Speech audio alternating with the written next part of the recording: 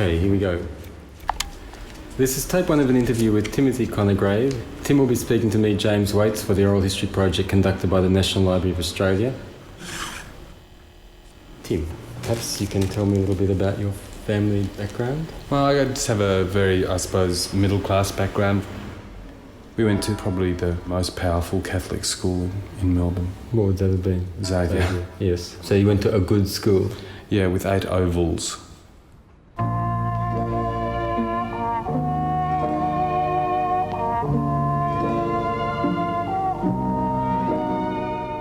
I don't know what it is about my sexuality at that age, but people always sort of referred to me as either a woman or as a fag, or not a fag, puffin was the word then, but to me it was like water off a duck's back. So you were saying then you already met John? Yeah, I mean, I can even remember the first day I saw him. I mean, like, very pretty Italian boy. From about the age of 14, I think, we were at school together. He kicks up towards Años, or is it Mackay to take the mark? No mark. He hung around with the sports meet, and I hung around with all the arty-farty fairies.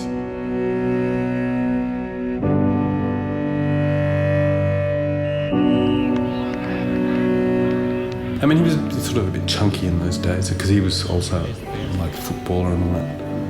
But he was very beautiful, and we happened to be in the same class. I suppose it took a process of about 2 or 3 years for us to even become friendly.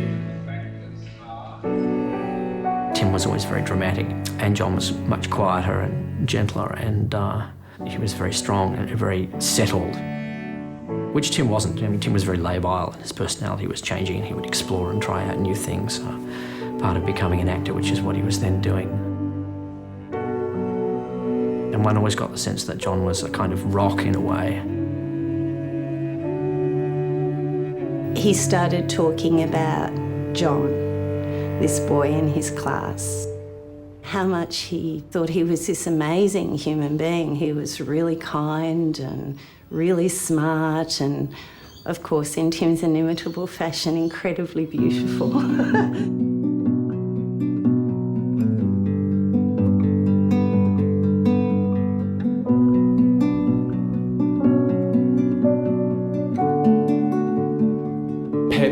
Rang me up one day and said, "It's so obvious you like this boy, you know, what are you going to do about it?" And I went, "Well, I don't think I'll, I don't know, I was really nervous about it." And she went, "Well, listen, he's a divine man, you're a divine man, why don't you do something about it?" It was like, so I was getting this bit of pressure. And then we had this dinner party at my place where 3 of the women, myself and John, were there.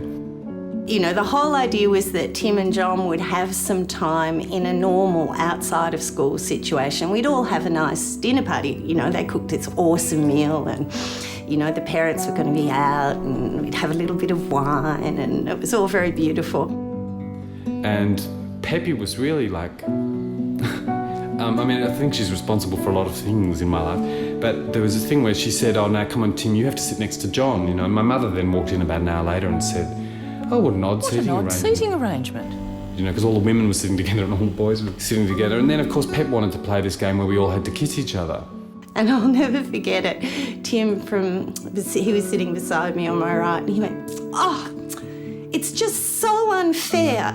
I mean, you girls, if you get emotional, you can hug and kiss and, us boys, we just can't." And he was kind of, and I just said, "Oh, Tim, for God's sake, why don't you two just kiss and be done with it?" And they did. And that was the beginning of them going out together. John's eyes were all misty and, it was so special. Tim was quiet after that, which was very unusual for Tim. I think it struck me sort of, they're in love. And so I thought, well, there you are. They must be homosexual. Anyway, so that's about as long as it took for me to accept the fact.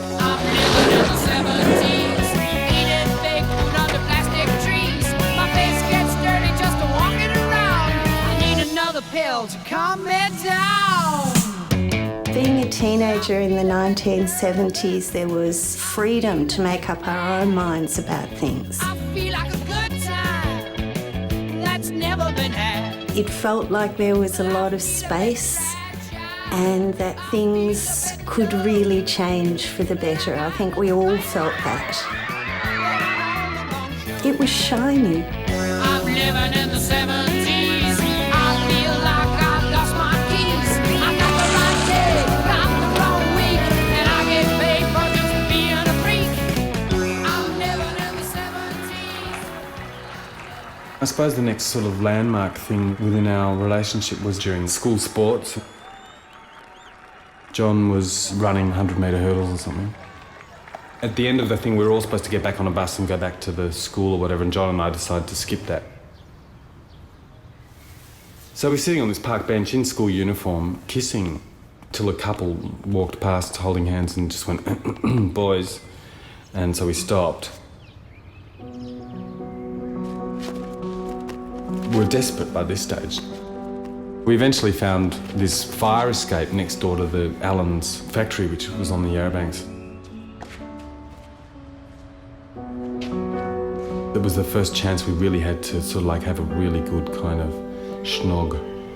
And it was really, really nice. And I could feel that he had an erection, so that was really pleasant as well to sort of know that this is not just an affectional thing.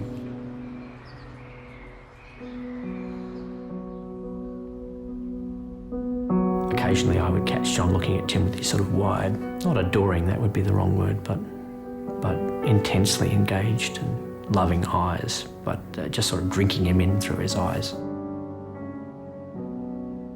I think Tim was the love of John's life. I think he gave John whatever it was that John needed. Tim had it. They were kind of delightfully kind of yin and yang. John was incredibly handsome. Tim was very pretty, but kind of dangerous. John could be shy and he could hide. I think he hid himself away a little bit, but he didn't have to with Tim. Tim loved making fusses. He lived in a kind of a great dust cloud of fuss, which John was always cleaning up. John was incredibly cute with Tim and knew how to handle his strong personality. And Tim was incredibly protective of John and their relationship. Back then, I think we were probably all watching them and learning how to be with someone.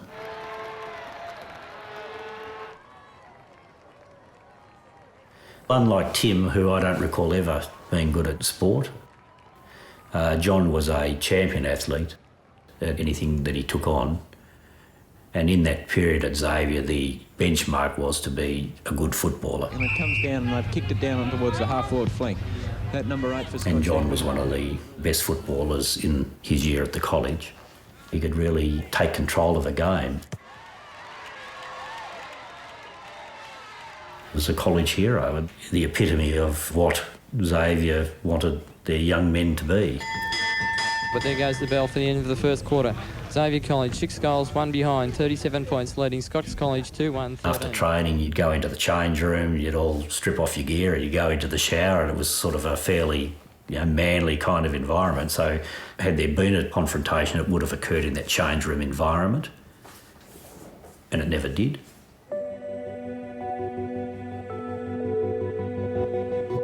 I think today at Xavier, if they sort of roughly hold the same values, the factor of his homosexuality wouldn't worry them at all.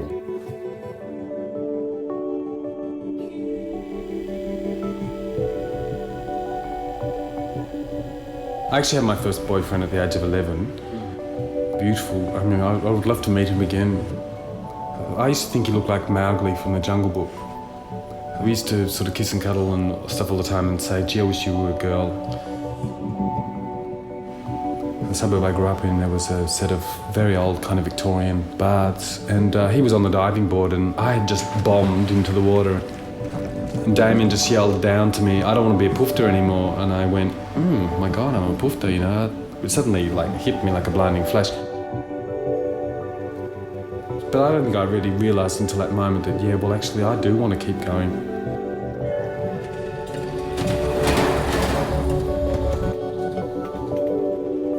There was one night I was coming home on a train and this 18-year-old man sort of sat next to me, and there was no one else on the train, and was saying, oh, where have you been, and blah, blah, blah, and then started talking about pornography, you know, oh, you're a Catholic schoolboy, so I suppose you haven't seen pornography, and I was like, no, I haven't. And he said, oh, well, I've got some bisexual pornography, that'd probably freak you out, wouldn't it? And I was like, oh, no, probably not.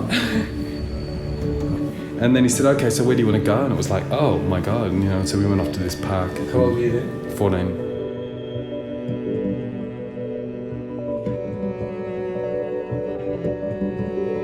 I've always been very afraid of people actually finding what I'm really like. And I used to think it was Catholic guilt sort of stuff. If people really saw my soul, they'd see I was evil.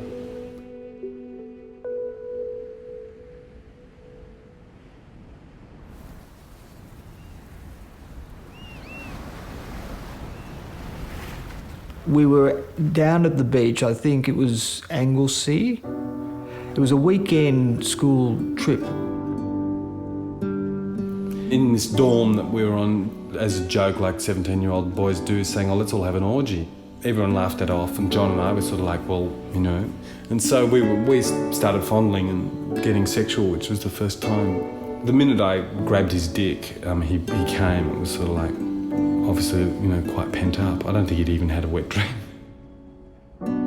We sort of did that 4 times that night, and were sort of asleep in each other's arms as the sun came up, and a priest walked through the room and just went, oh, morning, boys, and kept walking through and walked outside to set up the breakfast table. I recall John saying, oh, gee, someone walked in on us. And I said, oh, what happened? He said, oh, nothing. The teachers and priests were fairly much aware that there was a relationship going on between Tim and John, and they all just really turned a blind eye to it. In fact, it was really none of their business. The teachers and priests were quite good in that regard.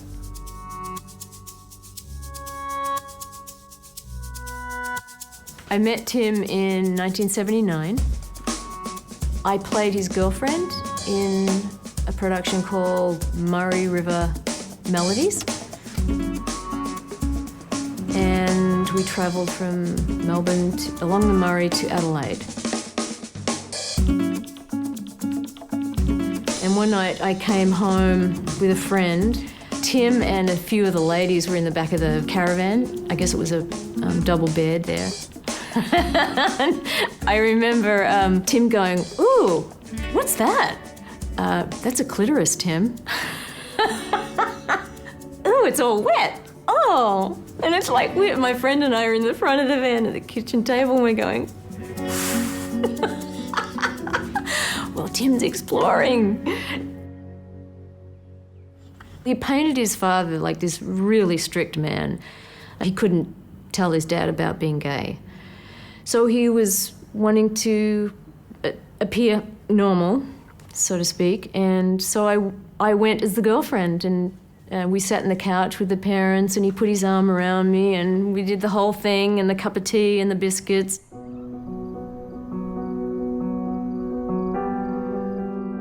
mean, like every night we'd be fighting.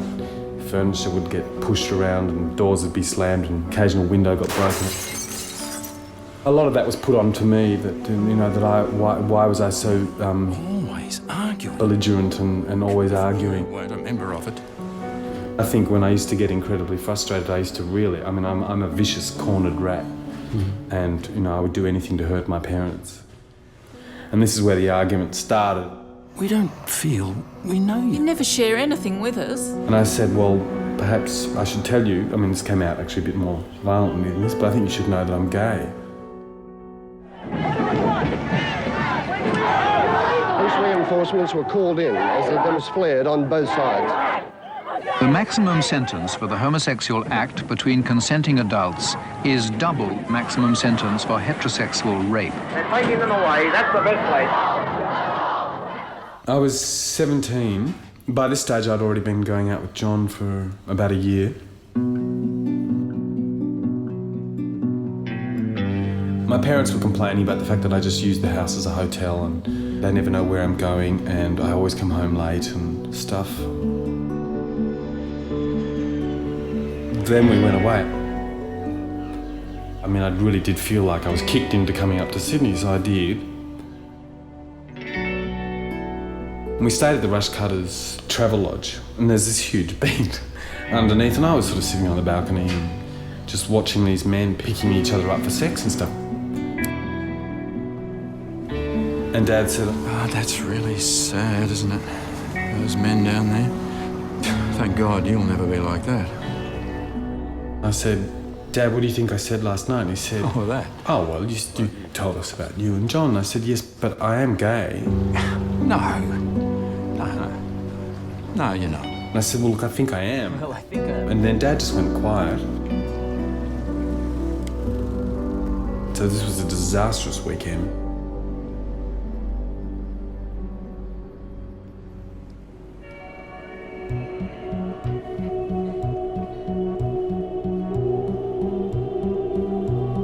We spent the whole weekend like doing things like going to look at the Opera House and going to Taronga Zoo, and Dad not talking to me, like not because he was angry, but because he was just really in shock. And I was saying to Mum, you know, why is Dad freezing me out like this? And she said, he's just terrified he's going to cry.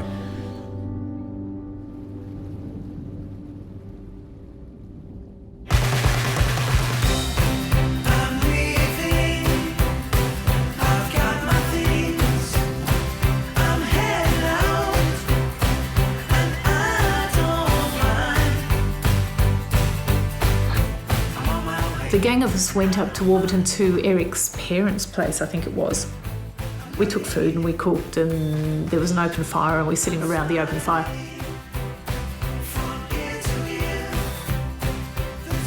You know, I think I was still at school probably, and Tim and John weren't living together or anything, and so at about 10 o'clock or whatever, gave each other a look and sort of said, well, we're going to bed now. But unfortunately for them, their bedroom was in fact almost directly behind the fireplace, and so we're all sitting there at the fire, and they disappear in there for a little while. And then we hear this great bellow from inside, which was obviously Tim. Ah, cold hands, he cried. Cold hands! And the next minute the door opens, and John, who looks like a little sort of pixie or something like that, and he comes out. And was rubbing his hands in front of the fire and then ran back in. And of course we all just completely collapsed. There was nothing precious about any. I mean, it was in fact incredibly precious, but not precious. It was beautiful.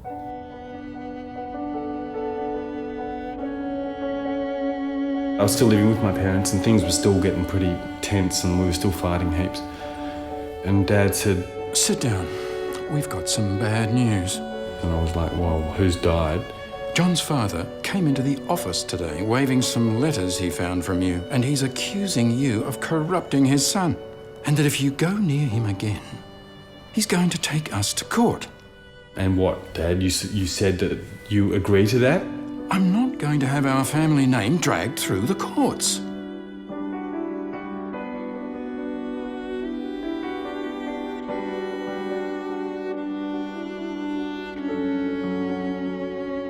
He'd left the house and had nowhere to go, so I said, well, you must come and stay with me, you know, while we sort these things out.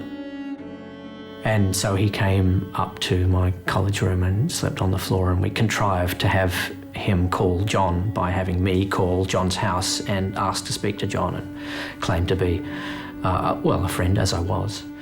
And then I handed the phone over to Tim and he immediately burst into tears and talked to John for a while. I didn't stand around to listen. The arrangement for my father and his father was that we weren't to see each other again. I mean, this is bizarre, and when you think that we were 19, you'd think we were more adult, we would be able to deal with that better than that, but we weren't. We virtually fell under the weight. And it was an extremely distressing time, and our friends were extraordinary. I mean, they were arranging dinner parties for us to come over.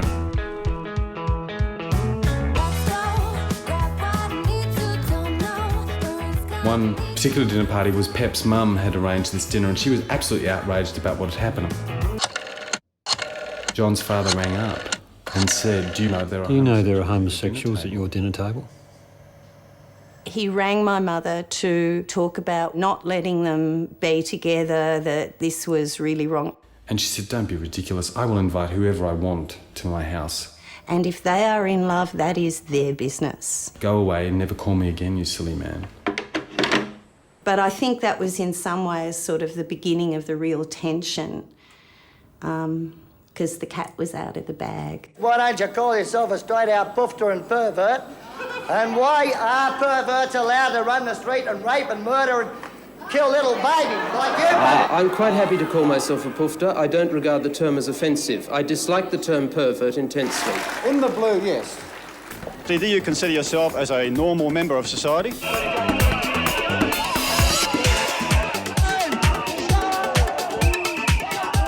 We were quite vehemently protective of Tim and John's right to love each other and be together.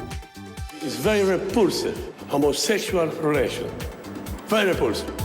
Tim wasn't allowed to go to the Caleo household. Leviticus chapter 18, verse 22, thou shalt not lie with mankind, as with womankind, it is abomination. They were a couple, and it was so clear, and they were our friends and we loved them, and clearly they loved each other, and what was the big deal? We run into a nest of homosexuals one Saturday morning, and they were all dressed up in women's rags. They'd been on the booze for about 2 weeks. I would go round to John's place on a Saturday night and get John, and Tim would be waiting in the car around the corner. They let these strange gays and poofters have Mardi Gras and processions.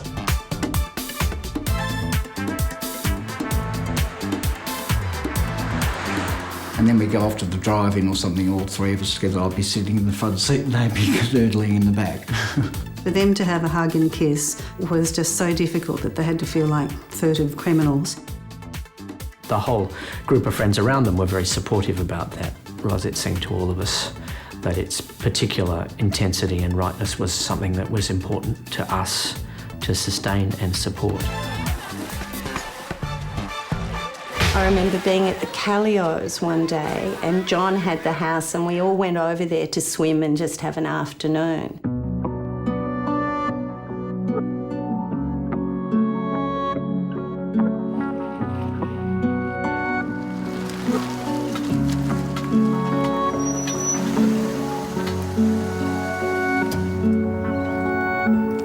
And Mr. Caleo and Mrs. Caleo came home. Mr. Caleo was really upset.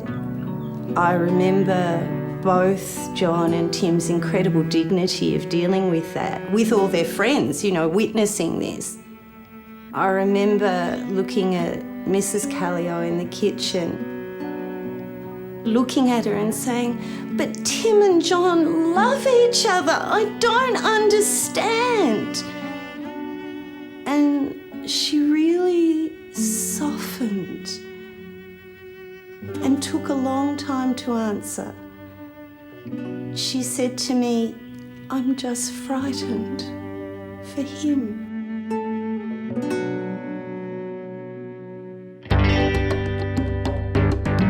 I was having a second sexual awakening, I guess. I mean, like I was watching all my friends who were going to come out and stuff, suddenly exploring their sexuality in a way that I had never done. And so there was a tension for me in this relationship, you know, I guess it was feeling like I'd married too young or something, you know, and wanting to become quite sexually active. The strategies I was using was what a lot of people use, which is, sorry, last night I was really drunk and I got off with this person, you know, and John would be devastated for a day and then we get over it, which was happening a little bit.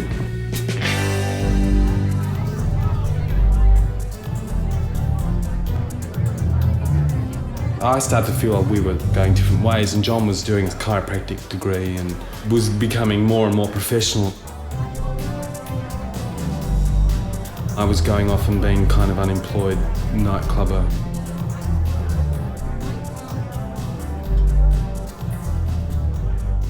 It was Tim's idea to have a break. And I think that absolutely gutted John. He was just a lost soul at that point. He just did not know how to really exist.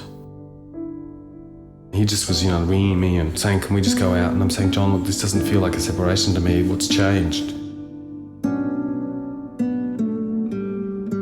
Well, I'm sorry to say, Timothy, but that about wraps up the last 5 years. But we've had so much fun as we've grown up together, discovering sex, alcohol, drugs, sexuality, careers, our highs and lows, and indeed ourselves. You know you'll be a success, Tim, once you set yourself a target. I wish I could be with you as you achieve it. I wish you all the luck in the world. Not that you need it. And heaps of my best love. See you soon, honey bun. John.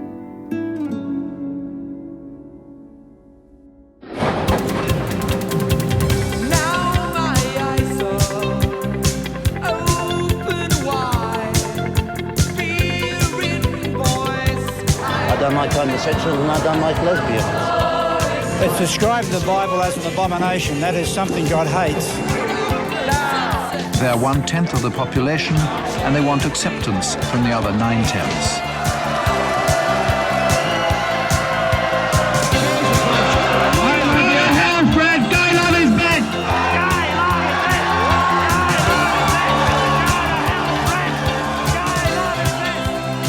John came to me one day and said, look, I've decided to move out of home, would you share with me?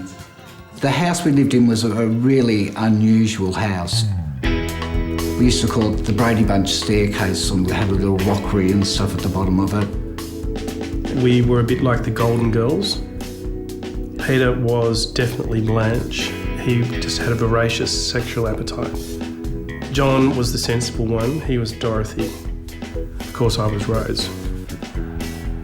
John's family would come over after Essendon was playing at the MCG, and I'd give them a bit of a hard time if Essendon lost because the whole family was pretty much in tears. They were almost, so depressed they could hardly speak to each other. John went on a couple of dates, I think, because he knew that ultimately he didn't want to be sitting at home knitting, as it were. I think he felt that he just needed to work Tim out of his system. He went out with at least one person I know for a while, but that just didn't work for some reason. I don't think anyone had the same spark that Tim had.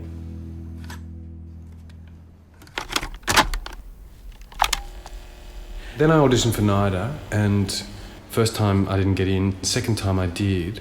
Suddenly the direction of my life changed. This was the start of a new thing, and so I moved to Sydney.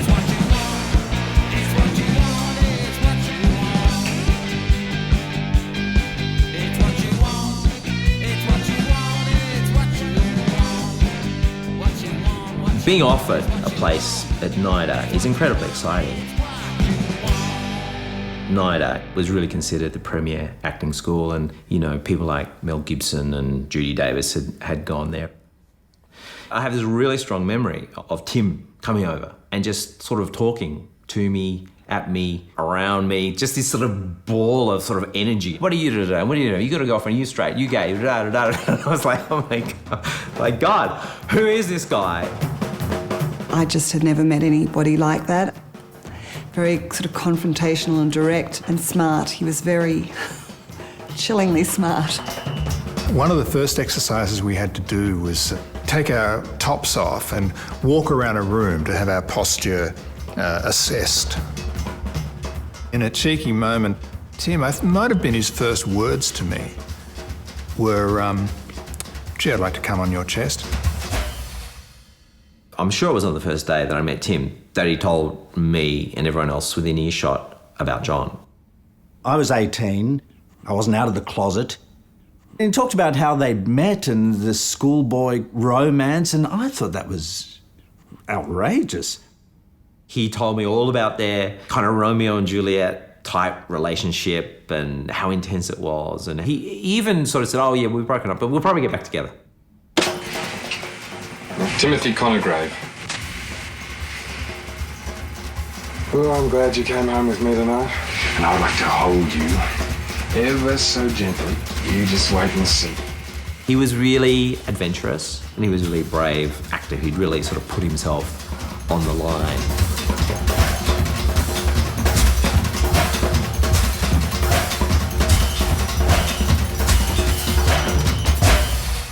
Tim was a very enthusiastic performer, but I don't think he was a great actor.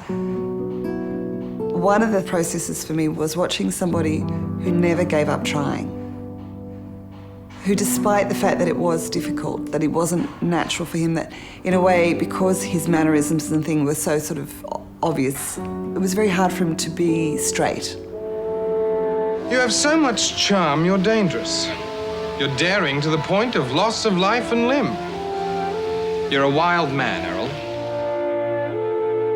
I think if there was anything that Tim wasn't so good at as an actor was completely losing any sense of Tim. Hey, it's the all-new Happening Hit Parade, the all-live, all-mime TV show where you'll see all your favourite top hits. The Globos was a cabaret group. We were flavour of the month for a while in Sydney and revelled in the notoriety that we had.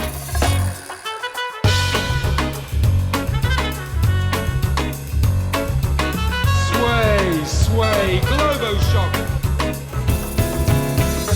Tim as an actor was very professional. Tim took it seriously and Tim made me laugh out loud every night. Skippy, our new star. Meet the man who operates her board. I got the power to make it go really fast just by doing this.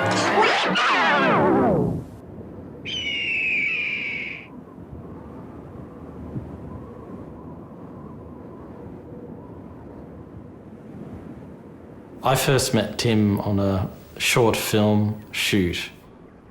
We went out to Lake Eyre, which is near Central Australia, and we travelled by car from Sydney, but when we got near the Murray River, Tim got the sack. He had no way of going home and was really stuck with us for the rest of the trip. Having been dumped as one of the lead actors, he was quite disappointed and upset, and I gave him some moral support, and we ended up having an affair while we were away.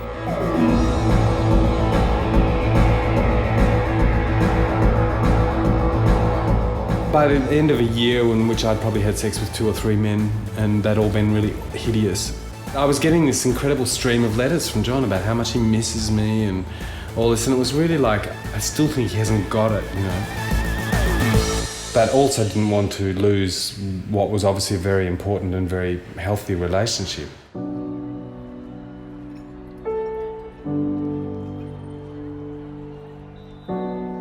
There was this Jesuit who was at school who was actually very supportive of John and I. And anyway, at the end of first year NIDA, when I was having man troubles, I went and saw Brenton and said, look, I want to talk about this. And he just said, look, have you ever been in love? And I said, yes. And he said, who is? And I said, John. And he said, but don't you still love John? Well, yes, I do. And he said, I think that's your solution. I rang John and said, look, I've been very confused and blah, blah, blah. I'd like to just go away to Adelaide together and see what happens. And so we went to Adelaide and we had the best holiday.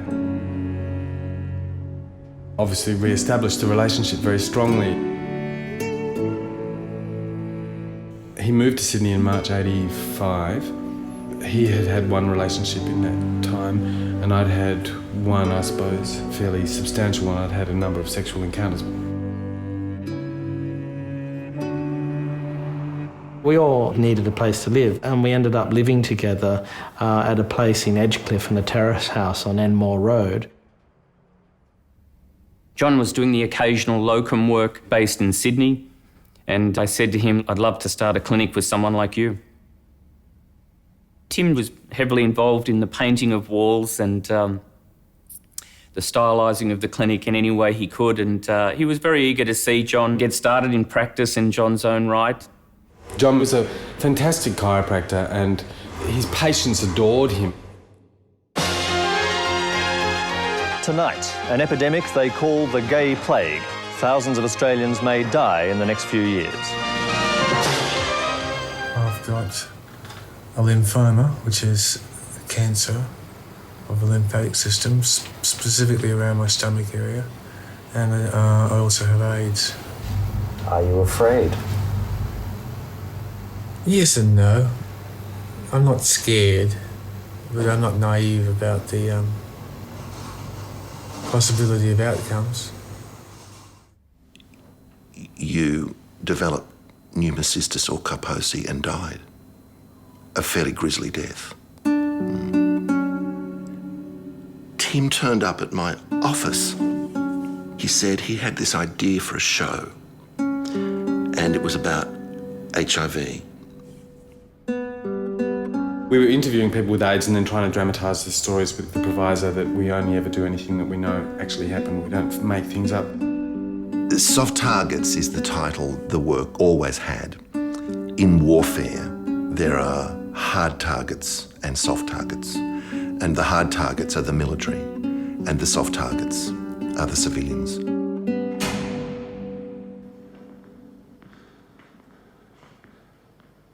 Everything's been taken away.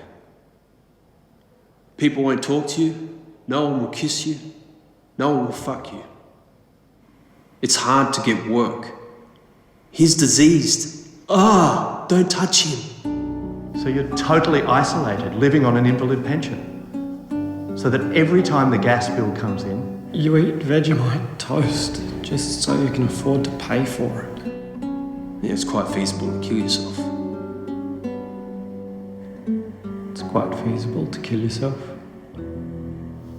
Killing yourself is perfectly feasible. I was invited to a play reading of Soft Targets at the Griffin Theatre Company, and there were the likes of Nicole Kidman and quite a few other well-known actors, and as well as people working in the AIDS area to give feedback. And with that, Tim was able to improve what he had done. When we brought him home from the hospital, he suddenly stopped halfway up the stairs to the bedroom and said, "This is the last time I'm ever going up these stairs." I couldn't stop myself from bursting out in tears right there in front of him. And then he said he had to go and look at the garden one last time. It's like his pride and joy, that garden. And he walked up and touched the liquid amber he'd planted when he first moved in.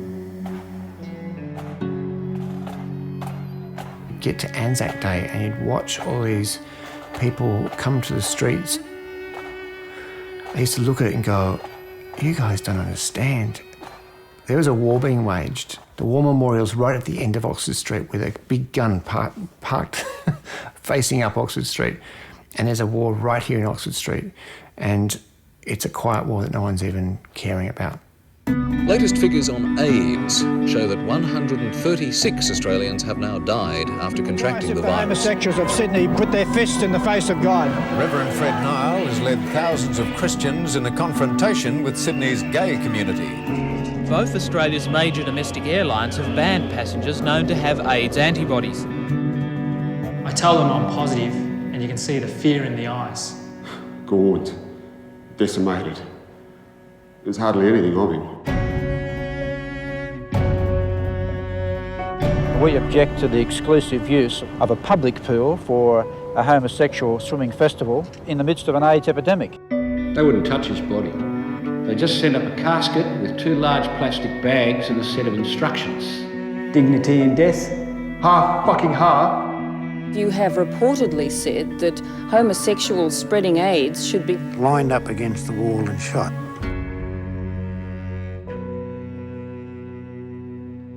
During that time I was working on Soft Targets. One of the boys in my house was saying, how can you be interviewing people with HIV if you don't know your own status? So in October '85, we went to be tested.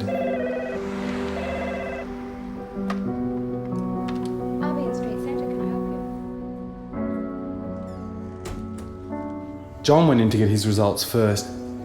Then he came back out and said, oh, I'm negative. And I thought, oh, beauty, okay, we're fine.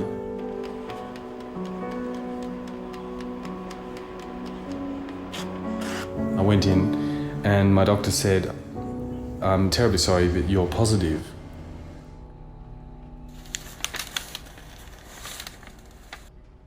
And I said, you're kidding. My lover has just been told that he's negative. And he said, oh, okay, just hang on a sec, and went and got John's file. And then we were both taken back in and the doctor said, I'm terribly sorry, there's been a mistake. You were given the wrong result.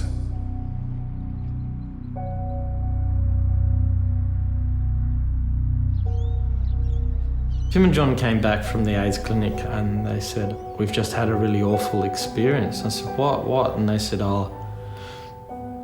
we're both antibody positive.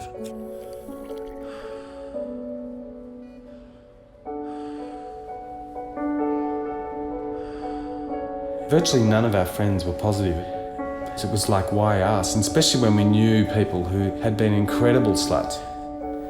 We didn't talk. We just looked at each other and I kissed them both on the lips to let them know that there wasn't that fear on my part and that they were still loved, and I think that sort of in a way sealed the rest of the journey that we had for each other. They knew that I was there for them.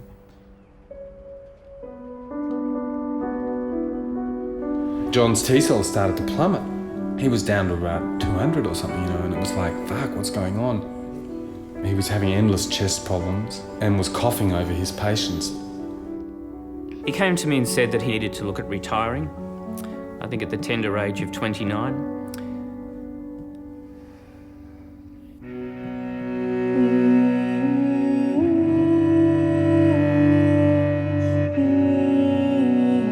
Six months after buying the practice, we were overseas.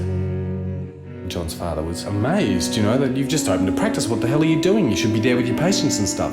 And so we'd gone overseas for this, holiday because we didn't really know how long. John, being of Italian extraction, wanted to see the country of his ancestry. Dear Andy, hi from Italy. It's been a week of amazing sights so far. I get blown away with every church, monument, piazza, and the beautiful people, wow. It's been quite chilly so far. Needed all our clothes to keep warm. Brought gloves, belts, scarves, etc. and done so much walking, come back with huge thighs. Off to Roma. Hope you're well. See you at Christmas. Love, John and Tim.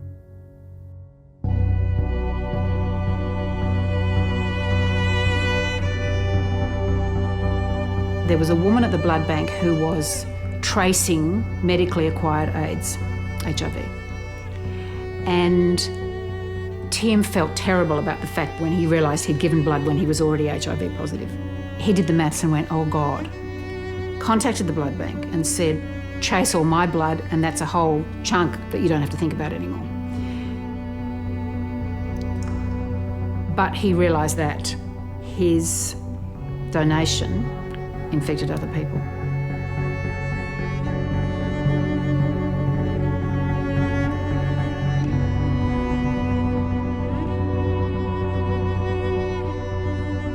We were both in Melbourne for my sister's wedding. And John just told his parents on the Friday that he wanted something very important to discuss with them on the Sunday lunch. I think at this stage he'd really only just lost weight, but it was quite remarkable the weight he'd lost. And things were happening with his health, and so he figured he wanted to tell them. Then I was feeling this incredible pressure. Oh my God, John is actually telling his parents right now. Maybe I should tell mine. And my mother said, oh God, what now? What now? And I said, John and I are HIV positive. My mother burst into tears and just said, what a waste. What a waste. And my father just didn't say anything.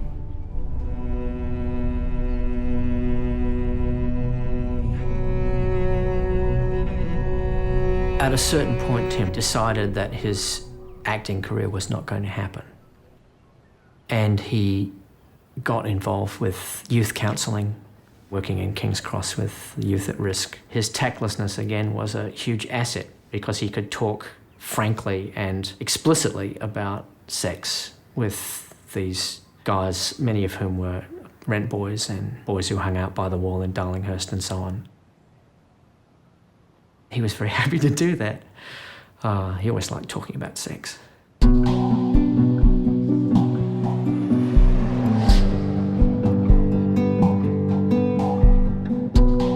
They were going to America for John's brother's wedding or something. Of course, you have to fill in, as you still do, a lovely green form that the Americans want you to fill in saying, are you a terrorist? Are you carrying a bomb? do you have AIDS? John at that stage was quite ill, really shouldn't have been travelling, but was quite advanced in his illness. And so they lied.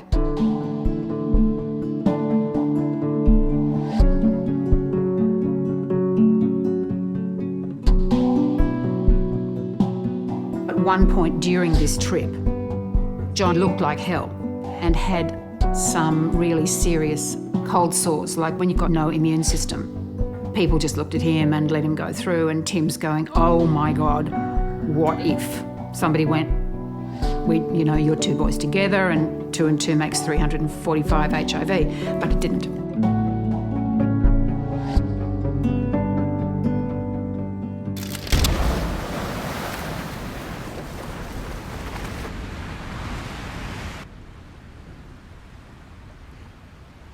I just happened to be up in Sydney one weekend and I was staying in a hotel in Bondi and I was just walking down Campbell Parade looking for some breakfast, I think. And there's all these cafes, open windows and everything. As I was walking towards one, I looked in the window and I saw 4 people, a very thin man with a beanie on his bald head. The first thing that I thought was, oh God, that poor guy's got AIDS. Then she turned her gaze and she saw Tim. And she realised it was Mr. and Mrs. Caleo with them. And it was John. Oh my God, that's John. Fuck.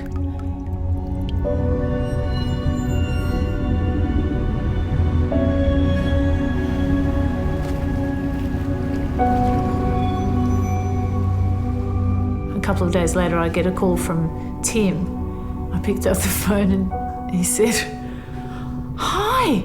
And then he said, how did you know that John had AIDS? And I said, Tim, he looks really sick. And he said, really? Does he look that bad?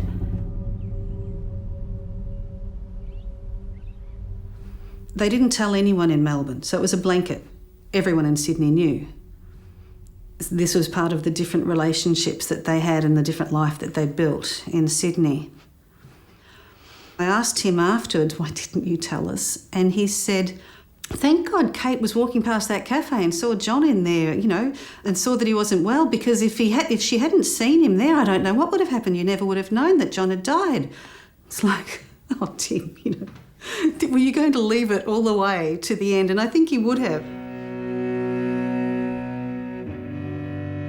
The first time that I actually met John, I remember him talking about how difficult it was to keep his chiropractic business going. He also talked about how he was responsible for bringing HIV back from Melbourne to his relationship with Tim. I think because they knew who the guy was, then the guy got sick, and the logic of the timing was that it was this guy. And Tim, I don't think, had been with anyone in the right time frame, and that's how it worked. So it was the ultimate irony that John, who was the faithful one, was the one who the one time,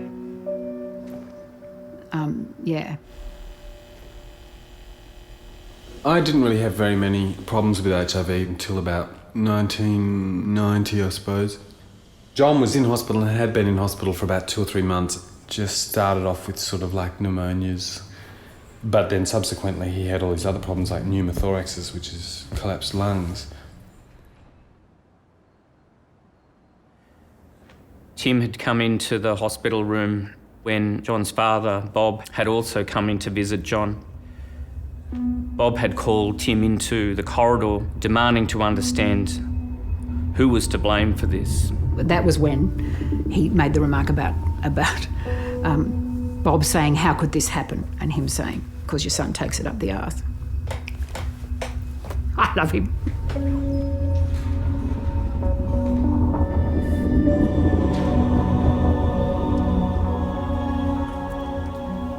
John actually had bilateral chest drains in, so both lungs at some point had collapsed. And it's painful. You hear this boy screaming in agony. I mean, you're not in the room, you're down the hall and you can still hear him. That's how sick he was. It was at that point when he was really ill. And Tim was being Tim, was very kind of, if this is too much and I can't deal with it, I'll be funny. He was very flip and hip about it, with this guy screaming in the background. Terrible. Tim came across as a fairly tough person and quite brash, actually. But, you know, it's that strength that he had that proved to be a saving grace for them. He was able to question the doctors and the nurses about every single thing that was happening to John when John was sick. You know, we always thought that, you know, John was this little angel, you know, but Tim was John's guardian angel, really.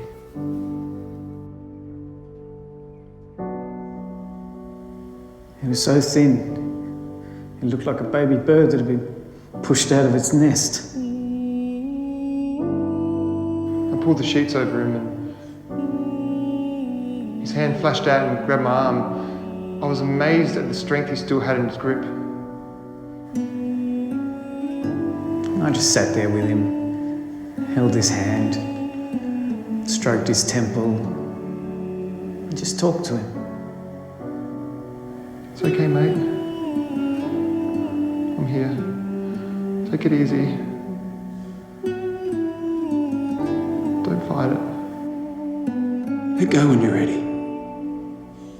I'm here. You're not alone.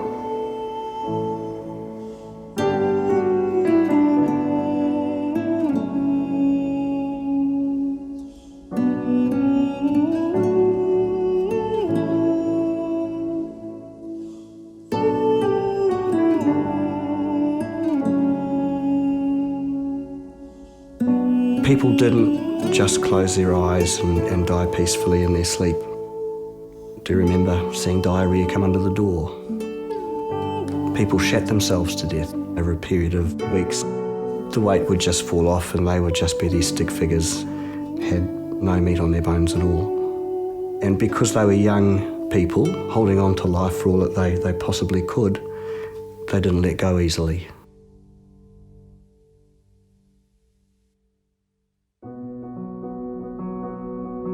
I think it was about 13 deaths in the 1 month. And I think towards the end of that month, we were all getting a little bit strung out.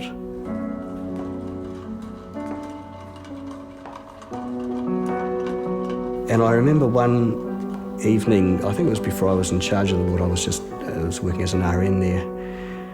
And I did a drug round in a fur coat and high heels. I thought it was, might cause a bit of light and laughter. You would, I guess, try all sorts of things to try and make light of a pretty heavy situation. Well, the staff thought it was great, but not one of the patients batted an eyelid.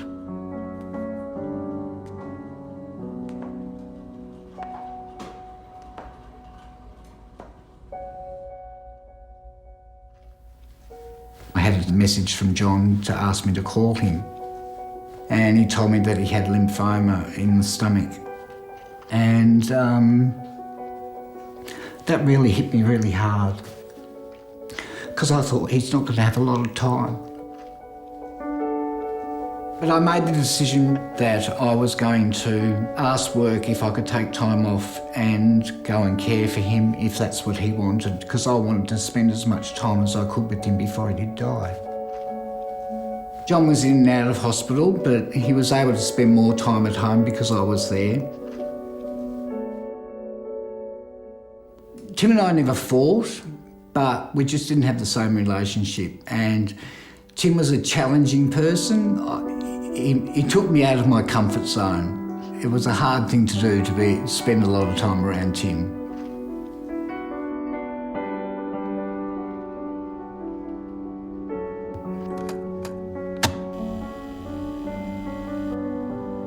The tension between myself and John's father has been going for many, many years. And he turned up one day with John's will, and in John's will it was basically, I got everything. When John was saying, well, Dad, I don't think this is any of your business, you know, that's what I want, Bob got angry. Now, what I see happening is that you die, Tim gets everything, he dies, then that goes to his family. And Bob said, I want half the money. I put you through school, I deserve it. And John was saying, but Dad, you don't need it. I mean, gosh, so we agreed to change the wills, and I was hysterical at this stage that, you know, this man has no shame, like, you know, this is none of his business, and, you know, it was absolutely vile. And I just gave Tim a hug, and he just burst out crying. I gave him a big hug and a kiss, and he just burst out crying, and I can remember the feeling of his tears wetting my shirt at the back. He cried so much. And he said, oh, Peppy, you just have no idea. No one will kiss you. No one will hold you. No one will let you cry because they're frightened of your tears. At that stage, John's lungs were so bad that he couldn't fly. And he was very determined to have a holiday. He wanted to go to Noosa, and so it had to be a drive.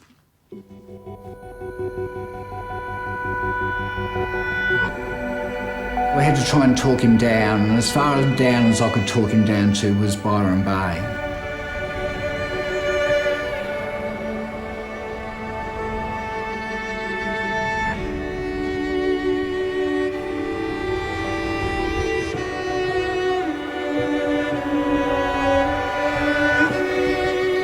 John had only been out of hospital 2 weeks, and in that time developed this incredible insanity.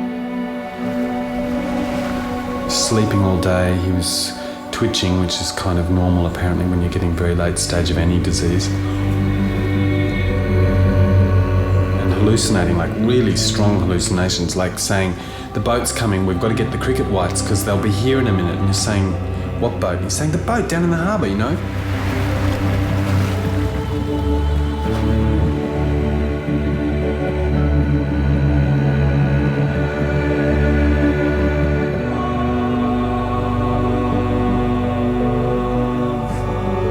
I found it so hard because my idea of quality of life was different to John's. As long as Tim was in his life, that was quality of life. He didn't care how sick he was. I can't believe how he kept wanting to fight on, because I thought myself I would have said no more. In my office I have a large red leather armchair which my clients sit in. And John, over time, took up less and less space. We both sat in that armchair at one stage, and he was literally in my arms, just rocking.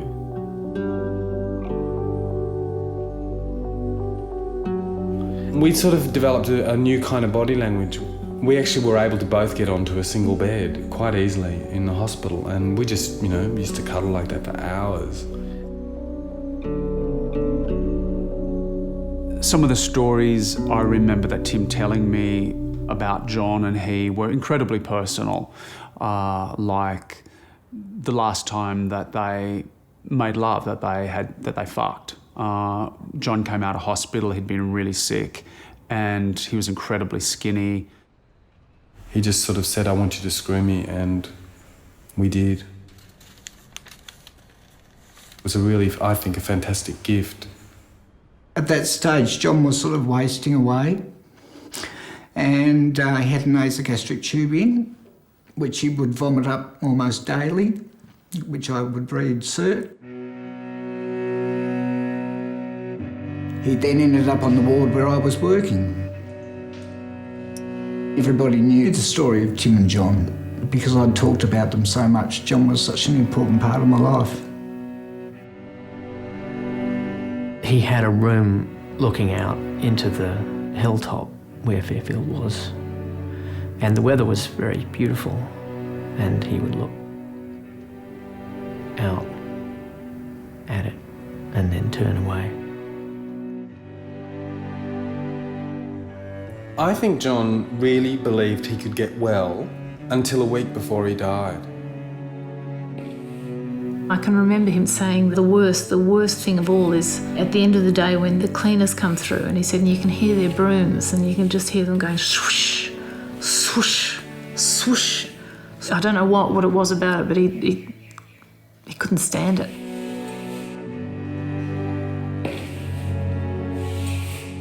John was making a lot of noises and moans and groans, and we were all trying to get to sleep that night. We all slept in the room.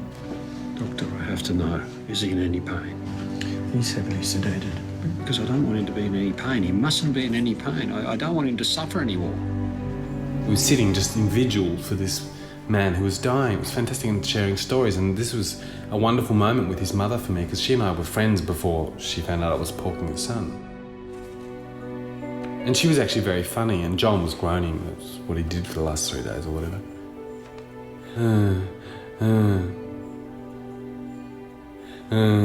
You know, like they just have these kind of stalls, yeah. We've all just gone to sleep. It's been quiet for an hour. And John suddenly goes, really loudly. And Lois opens one of her great big brown eyes and says, "Oh, John, be quiet. We're all trying to sleep here." So all of us then, of course, woke up and screeched with laughter, because it was one of these wonderful, mad moments.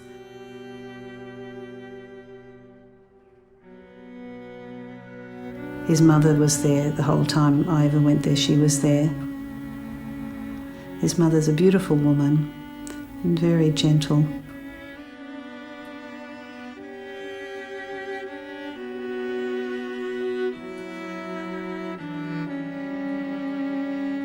She was devoted to John, and I just remember her brushing his forehead to move away a little piece of hair, and she did that over and over.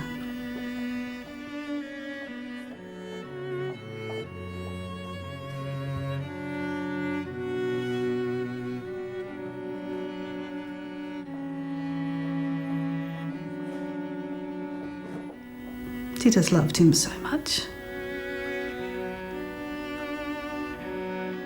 I could just see the time when she'd said, "I'm frightened for him." I really understood that it had never been any kind of judgment from her point of view, from her heart. There had not been judgment about one way being right or wrong, but it really had just been a mother's fear.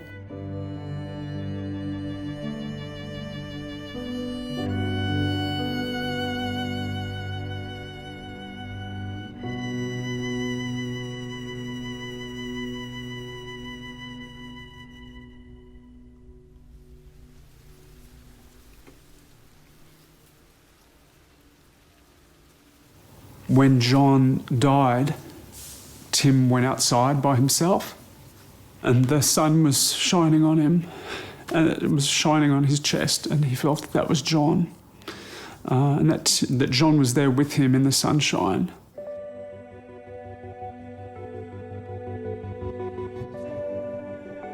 So then Peter washed him, and I think Tim was in the room too, because afterwards he said to me, I really wanted to kiss his penis, but somebody else was in the room and he didn't feel he could. And then Bob took me into the corridor and said, "Now listen, you. This is going to be a Catholic funeral. We don't want anyone taking the podium or making a statement." And I said, "What are you talking about? Are you worried that someone's going to get up and refer to the fact that he's gay or that he has AIDS?" Yeah, that's exactly it. And I just said, Luke, that's against his wishes, but be it on your conscience.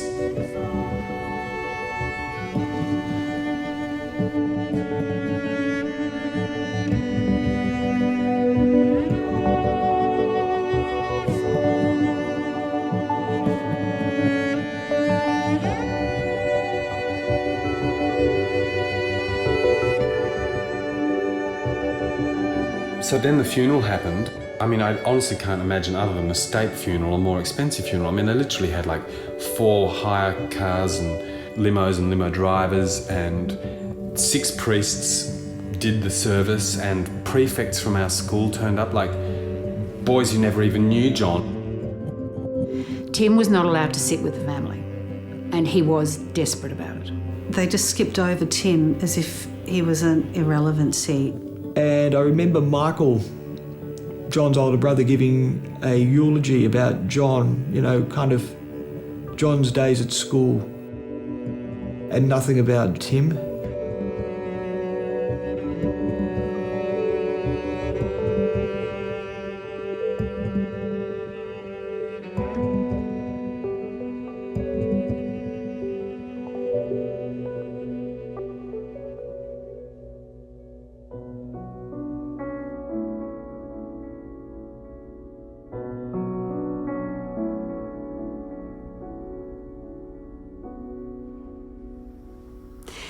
Tim said, I want to go to Italy, I want to do a memorial trip, because they had gone to Italy together. And he said, I want to go to Lipari, where John's family comes from. And he said, well, come with me. I need someone to be with me because I'm not actually that well. He was on a zillion tablets.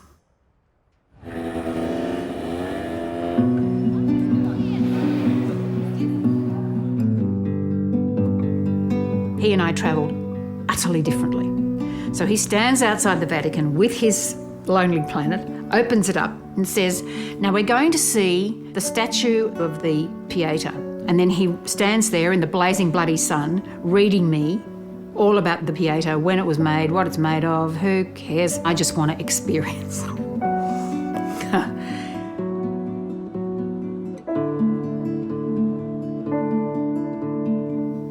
Everywhere we went in Rome, the mouse would go into a photograph. Mickey was every bloody where. Fountains, Mussolini's place, everywhere.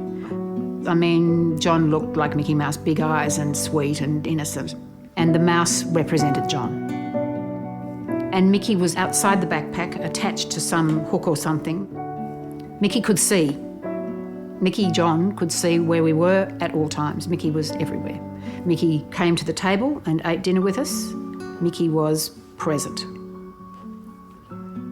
As well as being a heart thing, it was also kind of funky. And that was a very Tim combination of sensibilities.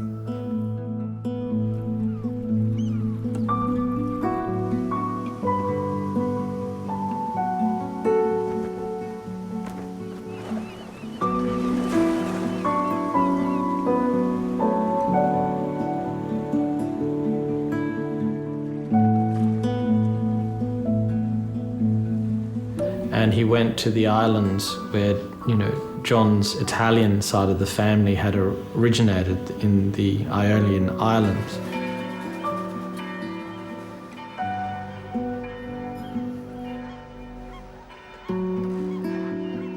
He kept seeing John's because the people on the island physically resembled, because they were related to John's family, so he kept seeing John's everywhere.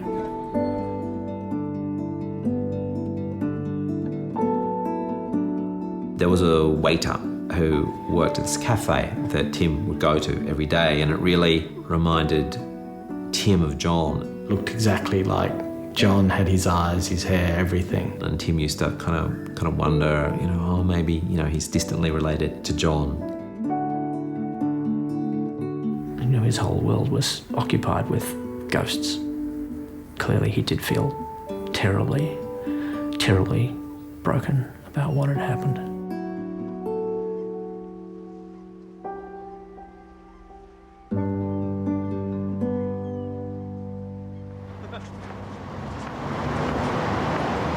Philip got his name. Yeah. So what happened to the Rice Queens? I met Tim Conigrave because I cast him in a short film. I need a cigarette. Because of his recent experience of having lost John, he completely understood the character. He was playing a man living with HIV and did this beautiful scene, which was actually set in a glory hole.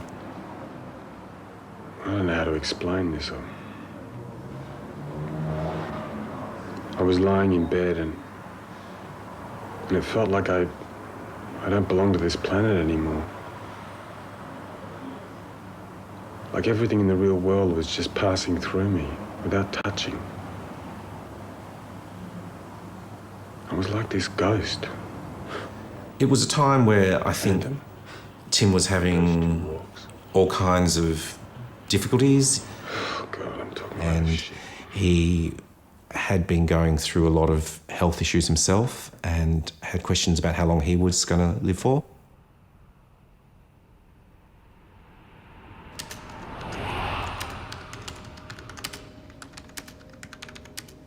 And then he announced that he was going to write a book about his life with John.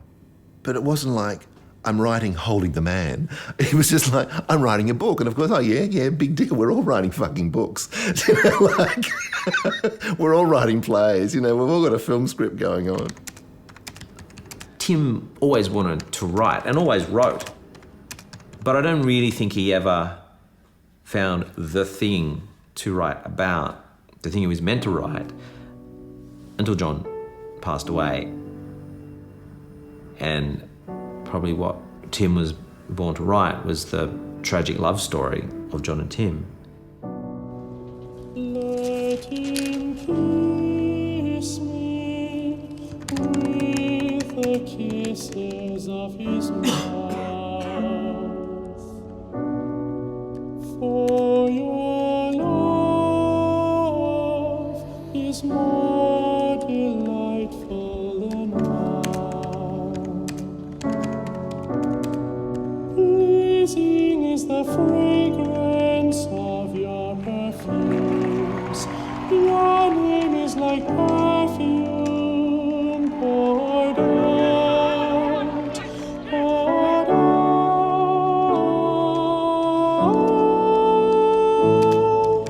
Take me away with you. Rejoice and delight in you. I can see him sitting there in the window of the flattened Bondi, tap, tap, tap, tap, tapping away, and bundling up with blankets around him and big thick coats and beanies pulled low and... Coughing an incredible amount. Coughing was the real thing that, he was a real irritant for him, but it really marked his illness. I went and did some shopping for him. He asked me to pick up some things, and I came to his house and he was freezing cold. He was sitting there and there were papers everywhere and he was like just madly writing. He was very worried, especially around the second half of the book, that he would not get it finished. He knew that he was getting sick. He knew that it was becoming a race against time. And he had to finish this. He had to finish it. Oh, it was incredible. I was overwhelmed by his bravery and his dedication to John, even at this point, when he should have been worrying about himself. And Tim comes in, he's at my doorway. I finished the book. And it was a beautiful moment, fuck. I sort of feel like I'm looking down the barrel of my own life at the moment. I've already had PCP and toxoplasmosis. My T cells are 0 and have been since July.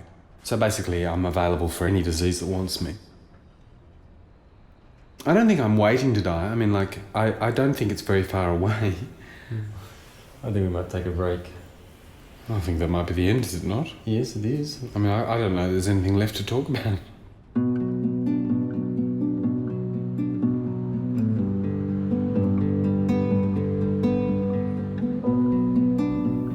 We knew he was going to die.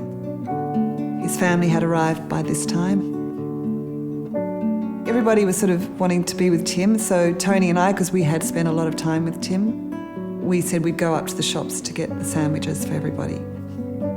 We were at Taylor Square, we'd ordered the sandwiches when the phone call came. We were told to get back to the hospice as quickly as possible, so basically Morna and I sprinted up Oxford Street. And Tony and I went in and he died.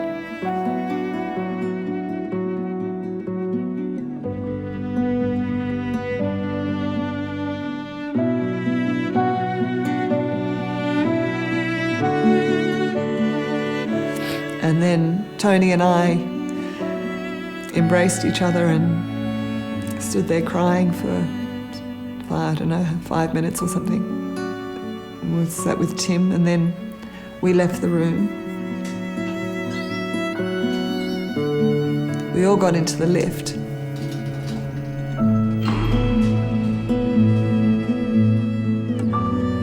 And then suddenly the lift kind of went and then stopped and got stuck for about 5 minutes. And suddenly, all of us, we just couldn't stop laughing. We were going, oh my God, he's here. He's stopping the lift. It was really sort of uplifting, and it just felt like Tim was with us still.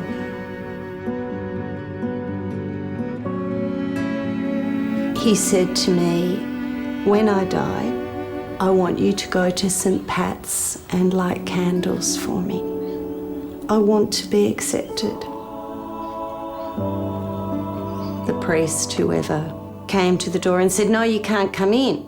And we said, what? He said, well, I'm locking the church. I said, look, our friend has just died. This was his last request.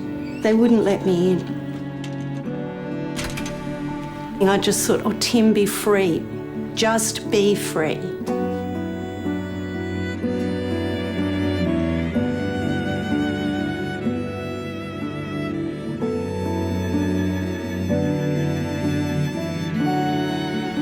Reached a point where everyone in the church was sobbing at the end of the service, and the last line in the Mass booklet said Tim and John's favourite song, and I thought, oh God, if this is something like Wind Beneath My Wings, that'll be it. I know I'll completely lose it. Then I heard the first couple of notes of Depeche Mode's I Just Can't Get Enough.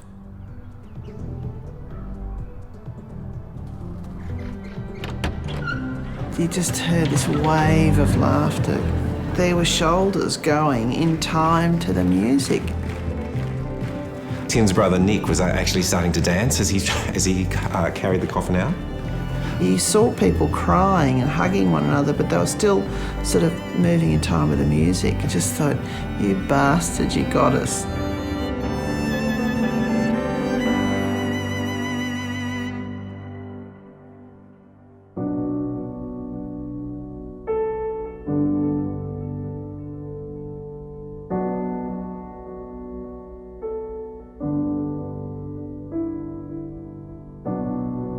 Let him kiss me with the kisses of his mouth.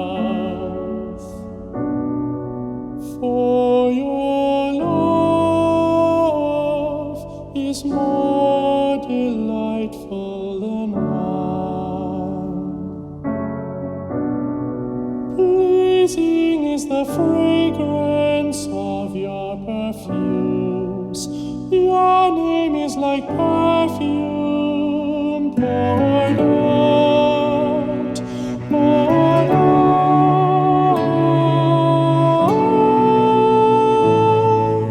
Take me away with you.